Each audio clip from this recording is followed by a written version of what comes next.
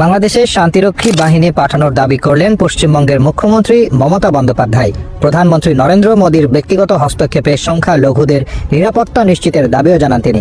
অন্যদিকে এই দাবির পাল্টা জবাব দিয়েছেন উপদেষ্টা আসিফ মাহমুদও। মমতা বলেন, ভারত সরকার জাতিসংঘের কাছে এই বিষয়টি তুলে ধরতে পারে যাতে বাংলাদেশের শান্তিরক্ষা বাহিনী পাঠানো হয়। তার মতে এই মুহূর্তে বাংলাদেশে জাতিসংঘের বিশেষ শান্তিরক্ষী বাহিনী মোতায়েন করা দরকার। বাংলাদেশে যে ভারতীয়রা আক্রান্ত হচ্ছেন তাদের এই রাজ্যে ঠাঁই দিতে তৈরি আছেন তিনি। তাদের খাদ্যের কোনো অসুবিধা হবে না বলেও আশ্বাস দিয়েছেন মুখ্যমন্ত্রী।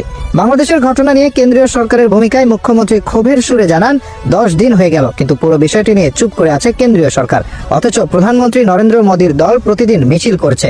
তার মতে বাংলাদেশের পরিস্থিতি নিয়ে ভারত সরকার পুরোপুরি নীরব। বাংলাদেশ নিয়ে ভারতের সংসদে প্রধানমন্ত্রী মোদীর বিবৃতি দেওয়ার দাবি তুলেছেন মুখ্যমন্ত্রী মমতা। তার বক্তব্য, এখন এমনিতেই সংসদে অধিবেশন চলছে, তাই বাংলাদেশ নিয়ে প্রধানমন্ত্রীর বিবৃতি দেওয়া উচিত। কূটনৈতিক বা অন্য কোনো কারণে যদি তিনি বিবৃতি না দেন তাহলে বাংলাদেশের পরিস্থিতি নিয়ে সংসদে পররাষ্ট্রমন্ত্রী এস জয়শঙ্করের মুখ খোলা উচিত বলে জানান পশ্চিমবঙ্গের মুখ্যমন্ত্রী। তিনি অন্য কোনো দেশের অভ্যন্তরীণ বিষয়ে হস্তক্ষেপ করতে চান না। তবে তিনি উল্লেখ করেন, যখন বাংলাদেশি মৎস্যজীবীরা ভুলবশত ভারতীয় জলসীমায় প্রবেশ করেছিল বা কোনো বাংলাদেশি ট্রলার ডুবে গিয়েছিল তখন তার সরকার তাদের উদ্ধার করেছে। মমতা বন্দ্যোপাধ্যায় বলেন, আমাদের পরিবারের সদস্য, সম্পত্তি এবং প্রিয়জনেরা বাংলাদেশে আছে। এ বিষয়ে ভারত সরকারের যে অবস্থানই হোক না কেন আমরা তা মেনে নেব। তবে বিশ্বের যে কোনো স্থানে ধর্মের ভিত্তিতে লাঞ্ছনার আমরা নিন্দা জানাই এবং কেন্দ্রীয় সরকার ও প্রধানমন্ত্রীর কাছে এই বিষয়ে হস্তক্ষেপের আবেদন জানাই। বিধানসভায় মমতা প্রস্তাব করেন, প্রধানমন্ত্রী না পারলে বিদেশ মন্ত্রী এ বিষয়ে সংসদকে জানান। এমন ঘটনা ঘটে চললে আমাদের লোককে ফিরিয়ে আনতে চাই। একবেলা খাবো, দরকারে একটা রুটি ভাগ করে খাবো।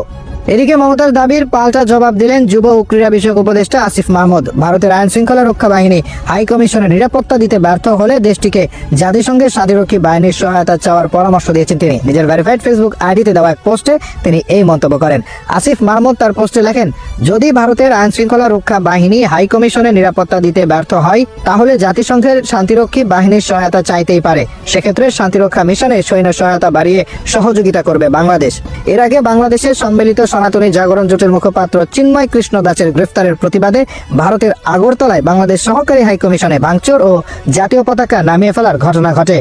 হামলার ভিডিওতে দেখা যায় বিক্ষোভকারীরা বাংলাদেশের পতাকা নামিয়ে ফেলার পর তা জ্বালিয়ে দেয়। তারপর বিধানসভার আলোচনায় অংশ নিয়ে বাংলাদেশের সাম্প্রতিক অস্থিরতা নিয়ন্ত্রণ এবং সংখ্যালঘুদের সুরক্ষায় জাতিসংঘের শান্তিরক্ষা বাহিনী বাংলাদেশে পাঠানোর জন্য প্রস্তাব দেন মমতা বন্দ্যোপাধ্যায়। তারই জবাব হিসেবে আইডি ও পেজে কড়া স্ট্যাটাস দিয়েছেন যুব ও ক্রীড়া বিষয়ক উপদেষ্টা আসিফ মাহমুদ।